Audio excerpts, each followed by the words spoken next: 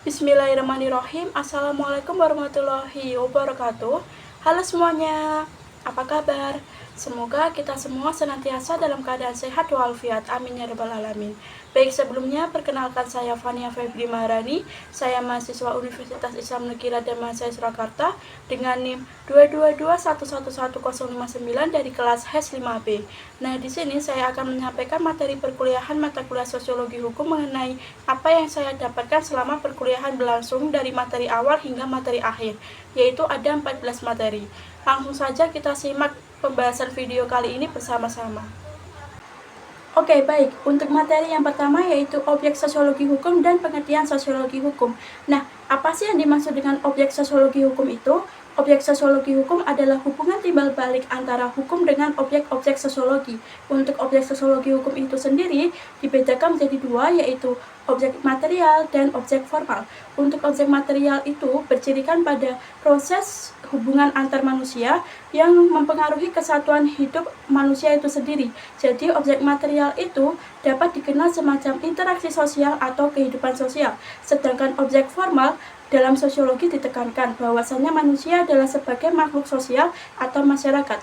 Jadi objek formal dapat dikatakan bahwa hubungan antar manusia serta proses yang timbul dari hubungan manusia di dalam masyarakat. Dengan demikian dapat dipahami bahwa objek sosiologi hukum dapat dikenal sebagai hukum dengan interaksi sosial, yang mana hukum itu berfungsi memperlancar interaksi sosial, dan hukum dengan kelompok sosial yang mana ada aturan hukum di setiap kelompok-kelompok sosial. Nah, kelompok sosial yang paling kecil itu dimulai dari keluarga. Beroperasinya hukum di dalam masyarakat mempengaruhi objek kajian sosiologi hukum, yaitu yang pertama dari segi struktur sosial yang terdiri dari kaidah sosial, lembaga sosial, kelompok sosial, dan lapisan sosial, serta yang kedua dari proses sosial yang terdiri dari interaksi sosial dan perubahan sosial. Jadi, setiap tindakan masyarakat yang mengandung unsur hukum dan perilaku serta gejala-gejala sosial yang menjadi penyebab lahirnya hukum di dalam masyarakat disebut sosiologi hukum. Sosiologi dapat didefinisikan sebagai hubungan dan pengaruh timbal balik antara aneka macam-macam gejala sosial, misalnya antara gejala ekonomi dengan agama, keluarga dengan moral, hukum dengan ekonomi, gerak masyarakat dengan politik, dan lain sebagainya. Akan tetapi, sosiologi juga dapat diartikan bahwa hubungan dan pengaruh timbal balik antara gejala sosial dengan gejala non-sosial, misalnya gejala geografis, biologis, dan lain sebagainya. Jadi, sosiologi adalah ilmu yang mempelajari hubungan antar manusia dengan kelompok-kelompok. Sedangkan hukum adalah seperangkat aturan yang telah ditetapkan dan disahkan oleh pemerintah untuk mengatur perilaku masyarakat. Jadi hukum itu bersifat mengikat dan memaksa. Dengan demikian, sosiologi hukum merupakan ilmu yang mempelajari hubungan timbal balik antara hukum dengan gejala-gejala sosial lainnya secara empiris dan analitis. Jadi, poin pentingnya yang terdapat dalam pengertian sosiologi hukum yaitu pengaruh hukum dapat mempengaruhi perubahan masyarakat, sedangkan perubahan masyarakat menyebabkan terjadinya perubahan hukum. Lalu apa bedanya dengan sosiologi hukum Islam?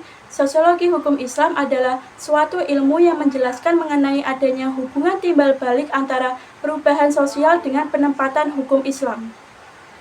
Jadi, perbedaan sosiologi hukum dengan sosiologi hukum Islam terletak pada definisi, objek, dan karakteristiknya. Dalam sosiologi hukum, kesemuanya merupakan fakta sosial yang bersifat empiris, sedangkan sosiologi hukum Islam penyelarasannya sesuai dengan ajaran Islam dan dinamika sosial. Selanjutnya untuk materi yang kedua yaitu hukum dan kenyataan masyarakat. Dalam hal ini di mana ada masyarakat di sana ada hukum dan sebaliknya. Sehingga yang mempengaruhi kenyataan masyarakat yaitu perubahan sosial. Perubahan sosial itu sama halnya dengan perubahan dalam proses sosial atau struktur sosial.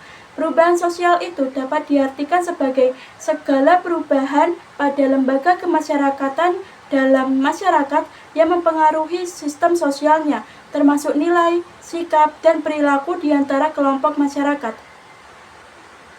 Sehingga ada 3 teori perubahan sosial, yaitu yang pertama menurut Max Weber, ia berpendapat bahwa hukum merupakan refleksi dari solidaritas yang ada dalam masyarakat. Dan yang kedua, menurut Emil Durkheim, ia berpendapat bahwa Perubahan sosial berhubungan dengan transformasi dalam pola masyarakat dan struktur sosial dalam masyarakat dari waktu ke waktu. Dan yang terakhir yaitu menurut Arnold M. Ross, ia berpendapat bahwa perubahan sosial berhubungan dengan perubahan hukum. Perubahan hukum dipengaruhi oleh 3 faktor, yaitu yang pertama, adanya kumulasi progresif dari penemuan-penemuan di bidang teknologi. Yang kedua, adanya kontak atau konflik antar kehidupan masyarakat. Dan yang ketiga, adanya gerakan sosial. Dengan demikian, fungsi hukum terbagi menjadi 3, yaitu yang pertama, hukum sebagai alat pengendali kemasyarakatan. Jadi, hukum ini berfungsi sebagai menetapkan tingkah laku dari perilaku menyimpang dari hukum sehingga diberikan sanksi hukuman. Yang kedua, hukum sebagai sarana mengubah masyarakat. Jadi, timbulnya konflik ini berawal dari kemajemukan masyarakat. Dan yang ketiga, hukum sebagai sarana untuk menciptakan ketertiban dan keteraturan masyarakat. Jadi, keberadaan norma dalam masyarakat menjadi acuan dan patokan dalam hidup bermasyarakat. Untuk materi yang ketiga yaitu yuridis empiris dan yuridis normatif. Nah, apa sih yang dimaksud dengan yuridis empiris itu? Yuridis empiris atau pendekatan yuridis empiris yaitu pendekatan yang dilakukan secara langsung pada objek yang hendak diteliti guna mendapatkan data informasi yang diperoleh dari studi lapangan. Sehingga kajian sosiologi hukum terbagi menjadi 5, yaitu terdiri dari model kemasyarakatan, sistem sosial, interaksi sosial, struktur sosial, dan pola perilaku. Dengan demikian, objek kajian sosiologi hukum empiris itu terbagi menjadi 6, yaitu efektivitas hukum, kepatuhan terhadap hukum, peranan lembaga atau institusi penegakan hukum, implementasi pelaksanaan aturan hukum, pengaruh dari aturan hukum terhadap masalah sosial atau sebaliknya, dan pengaruh masalah sosial terhadap aturan hukum. Lalu apa sih yang dimaksud dengan yuridis normatif itu? Yuridis normatif atau pendekatan yuridis normatif yaitu pendekatan dalam arti menelaah atas kaidah-kaidah atau norma-norma atau aturan-aturan yang berhubungan dengan tindak pidana kesusilaan dengan cara studi kepustakaan library research. Dengan demikian, objek kajian sosiologi hukum normatif berasal dari segala bentuk dokumen hukum yang dibuat secara formal dan mempunyai kekuatan mengikat, seperti peraturan perundang-undangan, norma atas asas-asas hukum, dokumen perjanjian atau kontrak, dan putusan pengadilan. Untuk materi yang keempat yaitu mazhab pemikiran aliran positivisme. Aliran ini sangat mengagungkan hukum tertulis karena tidak ada ketentuan hukum atau norma hukum di luar hukum positif. Dengan demikian, secara tegas, menurut aliran ini mengharuskan adanya pemisahan hukum dengan moral, maksudnya antara hukum yang berlaku dan hukum yang seharusnya. Untuk materi yang kelima yaitu mazhab pemikiran aliran sosiolegal jurisprudence. Nah, apa sih yang dimaksud dengan aliran sosiolegal itu? Aliran ini memandang bahwa hukum yang baik haruslah sesuai dengan hukum yang hidup di masyarakat. Jadi aliran ini dengan tegas memisahkan antara hukum positif dan hukum yang hidup atau the living law. Untuk materi yang keenam yaitu mazhab pemikiran aliran the living law dan aliran utilitarianisme. The living law dapat diartikan sebagai hukum yang hidup di dalam masyarakat. Karenanya menurut aliran ini, hukum tidak diciptakan melainkan ditemukan di dalam masyarakat. Sedangkan aliran utilitarianisme yaitu sebagai aliran yang meletakkan asas kemanfaatan sebagai tujuan hukum. Untuk materi yang ketujuh yaitu pemikiran Ibnu Khaldun. Ia merupakan pemikir muslim pada abad ke-14. Ia mengembangkan teori asabiyah. Dalam konteks sosiologi, Ibnu Khaldun membagi 3 tingkatan masyarakat, yaitu yang pertama masyarakat primitif, di mana mereka masih belum mengenal peradaban, hidup secara berpindah-pindah, dan hidup secara liar. Yang kedua, masyarakat pedesaan. Mereka hidup menetap walaupun masih sederhana, di mana mata pencaharian mereka dari pertanian dan peternakan. Dan yang ketiga, masyarakat kota. Menurut masyarakat ini sebagai masyarakat berperadaban, karena mata pencaharian mereka dari perdagangan ke perindustrian. Untuk materi yang ke-8 yaitu pemikiran Emil Durkheim. David Emil Durkheim 15 April 1858 sampai 15 November 1917, ia merupakan pencetus sosiologi modern bahwa faktor sosial mempunyai keberadaan yang independen, yang lebih besar dan lebih objektif daripada tindakan-tindakan individu yang membentuk masyarakat dan hanya dapat dijelaskan melalui fakta-fakta sosial lainnya. Untuk materi yang ke-9 yaitu pemikiran Max Weber.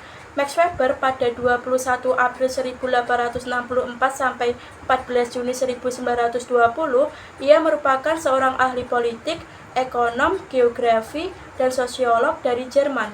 Ia yang mengawali penelitiannya tentang sosiologi agama. Menurut Max Weber, bahwa agama merupakan salah satu alasan utama bagi perkembangan yang berbeda antara budaya Barat dan Timur. 3 tema utamanya adalah efek pemikiran agama dalam kegiatan ekonomi, hubungan antara stratifikasi sosial dan pemikiran agama, dan pembedaan karakteristik budaya Barat. Untuk materi yang ke-10 yaitu pemikiran Herbert Lionel Adolphus Hart atau yang dikenal dengan Hart. Karya Hart yang paling dikenal adalah konsep hukum atau The Concept of Law. Gagasan-gagasan utama yang paling penting dalam buku tersebut yaitu yang pertama, kritik terhadap teori John Austin bahwa hukum adalah perintah penguasa yang ditopang oleh ancaman hukum. Dan yang kedua yaitu pemisahan antara peraturan primer dan sekunder. Untuk materi yang ke-11 yaitu faktor-faktor yang mempengaruhi keefektifan masyarakat. Nah, apa saja faktor-faktor yang mempengaruhi keefektifan masyarakat itu? Faktor-faktor yang mempengaruhi keefektifan masyarakat itu terdiri dari kaidah hukum, penegak hukum, sarana prasarana, dan kesadaran hukum masyarakat. Kesadaran hukum berkaitan dengan kepatuhan hukum. Yang membedakannya yaitu kepatuhan hukum ada rasa takut akan terhadap sanksi, sedangkan kesadaran tidak ada sanksi. Untuk materi yang ke-12 yaitu Law and Social Control. Nah, hukum sebagai alat kontrol sosial memberikan arti bahwa ia merupakan sesuatu yang dapat menetapkan tingkah laku manusia. Untuk materi yang ke-13 yaitu Legal Pluralisme. Legal pluralisme itu diartikan sebagai keragaman hukum. Jadi, legal pluralisme adalah hadirnya lebih dari satu aturan hukum yang ada dalam lingkungan sosial. Untuk materi yang selanjutnya yaitu hukum progresif. Nah, hukum progresif itu bertujuan untuk mengubah cara penerapan hukum yang semula berdasar pada tekstual menjadi penerapan hukum yang berdaya guna mengedepankan rasa keadilan di masyarakat. Dapat disimpulkan bahwa hukum progresif senantiasa membangun diri, kualitas melayani, dan membawa masyarakat pada kesejahteraan dan kebahagiaan. Untuk materi yang terakhir yaitu pendekatan sosiologi hukum Islam. Nah, pendekatan sosiologi hukum Islam menggunakan 3 studi yang terdiri dari yang pertama, teori pendekatan fungsionalisme, yang kedua, teori pendekatan interaksionisme, yang ketiga, teori pendekatan konflik. Selain itu, dalam Al-Quran juga terdapat teori sosiologis, yaitu tadafu, ta'aruf, dan ta'awun. Setelah semua materi yang telah saya sampaikan dari materi awal hingga materi akhir, bahwasanya dalam kehidupan masyarakat itu memang sangat penting adanya aturan-aturan hukum dalam masyarakat, sehingga sosiologi hukum memang sangat penting untuk kehidupan masyarakat karena untuk menciptakan keteraturan dan ketertiban. Sekian dari saya. Wassalamualaikum warahmatullahi wabarakatuh.